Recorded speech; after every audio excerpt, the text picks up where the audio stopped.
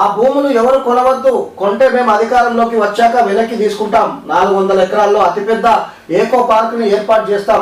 హైదరాబాద్ భవిష్యత్ కోసం విద్యార్థులు కొట్లాడుతున్నారు. విద్యార్థుల పోరాటానికి అండగా ఉంటాం.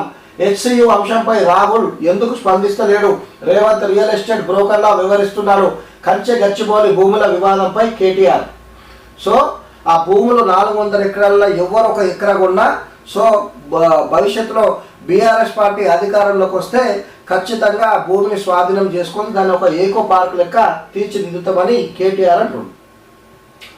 పొరపాటున కూడా కంచె గచ్చిబౌలి భూములను ఎవరు కొనుగోలు చేయొద్దని, ఒకవేళ కొంటే 3 ఏళ్ల తర్వాత బీఆర్ఎస్ అధికారంలోకి వచ్చాక ఆ భూములను వెనక్కి తీసుకుంటామని బీఆర్ఎస్ వర్కింగ్ ప్రెసిడెంట్ కేటీఆర్ స్పష్టం చేశారు.